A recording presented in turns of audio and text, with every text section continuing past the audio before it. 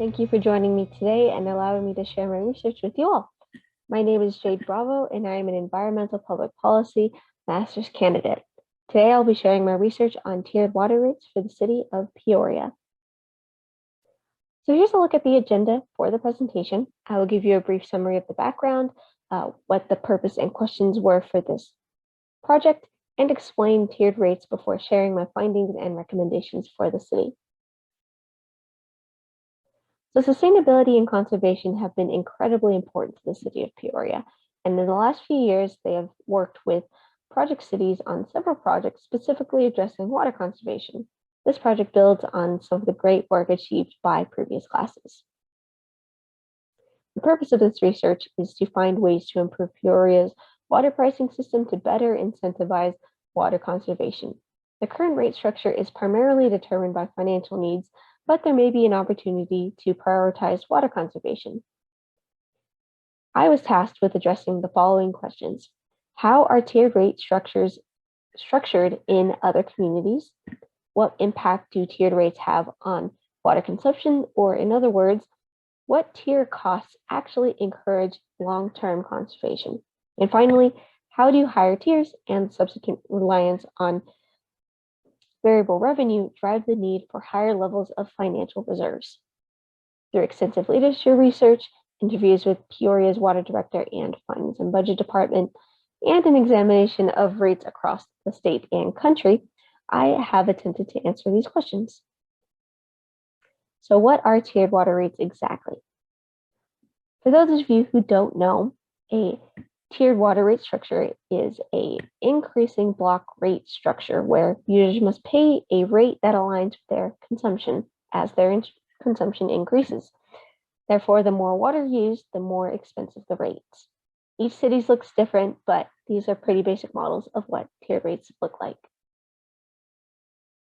This next section highlights research on the benefits of tiered water rates. So tiered rates are considered economically efficient at increasing conservation. Studies have shown that tiered rates lowered water demand by 3 to 4% compared to flat rates.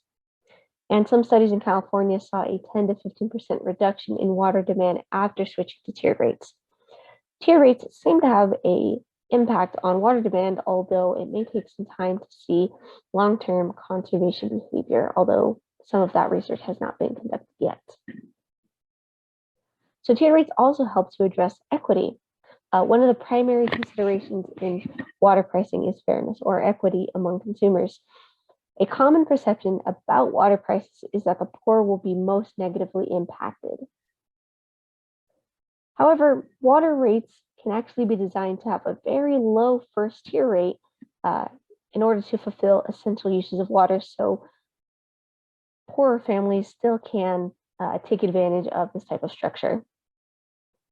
Now, despite some of the advantages of tier rates and their widespread use across the United States and Arizona, some things are not so clear.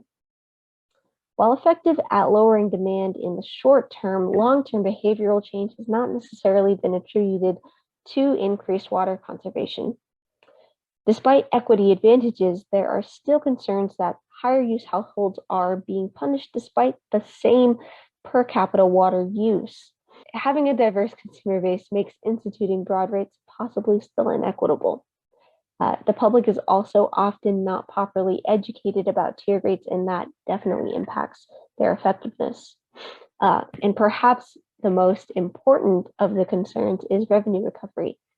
Utilities sell water, and when demand goes down, use goes down, and that means that it could be more difficult to recover the costs of operation, maintenance, and delivery of water. This next section will cover my research on tiered rates in other communities. So first, I wanted to know if there were any patterns in the cities that utilized tiered water rates in Arizona. So as you can see here, the structure of tiers really don't differ much between the cities. There are low rates, they have similar number of tiers, but meter charges seem to fluctuate greatly. The population of these cities sometimes seems to matter, like in the case of Avondale, Gilbert, Goodyear, and Mesa, but it's still kind of hard to tell. There must be another factor that could account for, the varying base rates. And it seems like there might be. In a study by the city of Tempe, which looked at 8 cities, show similar results as the previous graph, but shown here instead of population is the cost of service. While a statistically significant analysis would have been great to know if there is any relationship between the two, I inferred that the base charge is likely an attempt to address the fixed cost of operation despite most of the revenue coming from a variable revenue source, volumetric use. This suggested to me that the cost of service holds critical importance in the designing of pricing. In a small sample of cities across the nation, I looked at similar characteristics with the addition of precipitation. The results dispelled some assumptions I had previously held. In cities with much higher precipitation than Peoria, rates were up to 3 times higher. Did those cities care more about water conservation? With the exception of Santa Fe, New Mexico, which clearly does, a curious pattern seemed to emerge. In the following graph, we see a sample of cities across the nation. Again, at this time, average monthly water bill, average per capita use, and precipitation are shown. With, again, the exception of Santa Fe, we see that states with the highest precipitation have the lowest consumption, while those with the lowest bills have the highest consumption, or lowest precipitation have the highest consumption. Now, looking at the bills, even though Milwaukee has overall the lowest bills, its average bill for 50 gallons per person per day is still higher than Las Vegas and Phoenix's. Boston, on the other hand, has significantly higher rates.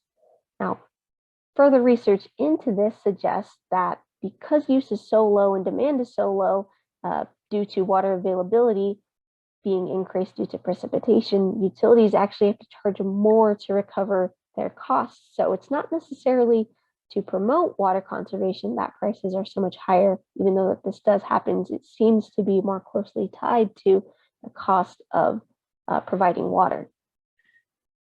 So given this, how do we answer our research questions? Well, the reality is that there doesn't seem to be an ideal tier rate structure. It just isn't likely to exist since locations that utilize them vary so greatly. While tiers do impact consumption, the correlation between pricing structures and conservation is unclear, and so far our assumptions have been challenged. It also seems clear that the highest priority for utilities is revenue recovery. So utilities cannot necessarily rely on higher tiers to provide revenue to make up for lower demand, making utilities much more reliant on financial reserves. Now, the next section will be an overview of my recommendations for the city of Peoria. So I recommend the 3 following points. Number 1, increase stakeholder education to improve the effectiveness of current tier rates. Number 2, develop continuous and location-specific data collection and analysis of water users. And finally, explore alternatives, specifically the consumption-based fixed rates model. So as stated previously, one of the downfalls of tiered rates is the lack of education.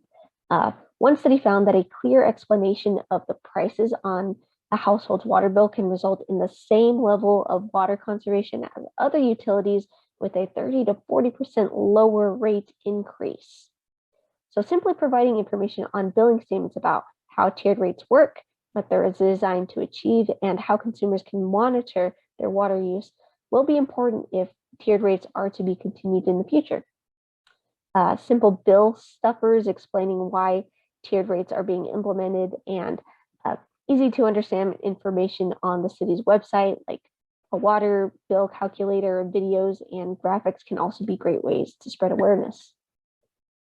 On the topic of data collection, continuous data collection can contribute to greater collaboration among water managers, as well as help to understand human behaviors during drought conditions and help to build capacity to adapt to drought conditions.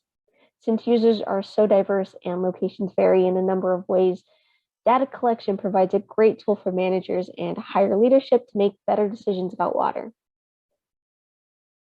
And finally, consumption-based fixed rates. A basic description of CBFR is that it matches fixed costs and variable costs to the revenue sources. The city of Davis, California has a great educational handout to the right here, which does a really nice job of explaining how it works, but I'm going to attempt to do it right now. So compared to the most common pricing structures, fixed rates and tiered rates, CBFR divides costs into three categories so that the actual fixed costs only represent a small portion of costs, and fixed costs that actually depend on volumetric use, like operation costs and maintenance, can be recovered with a fixed volumetric revenue. True variable costs, which would be your delivery of water, also represent a smaller portion and are recovered with corresponding revenue source. There is a stronger conservation incentive with CBFR since two charges are intrinsically tied to volumetric use. Let me show you in an example. So the picture shown here is a theoretical water bill breakdown of both tiered rates called harmonized rates and CBFR. So assuming that fixed costs account for 80% of the bill and 20% accounts for variable, a 50% reduction in water use in a household where tiered rates are used only reflects a 10% reduction in one's bill, since volumetric use only makes up 20% of that bill. With CBFR, the tri-charge structure results in about a 50% reduction in not one, but two volumetric-based costs, so that the overall bill is reduced by about 43%. So in this case, users are rewarded for their conservation efforts, and revenue instability is reduced as costs are still covered according to use. So going back to Davis, California's helpful handout, you can see a real example of CBFR where the fixed cost is the distribution fee, which is your water meter and its administrative costs. The variable cost is based on a current volumetric use at a fixed rate, and the fixed variable cost is the supply fee, which is based on peak summer consumption at a fixed rate. So that concludes my presentation of the research this semester. I just want to thank everyone at Project Cities, the City of Peoria, my professors, and Greenway Water Treatment Plant for giving such a lovely tour of the facility. Thank you.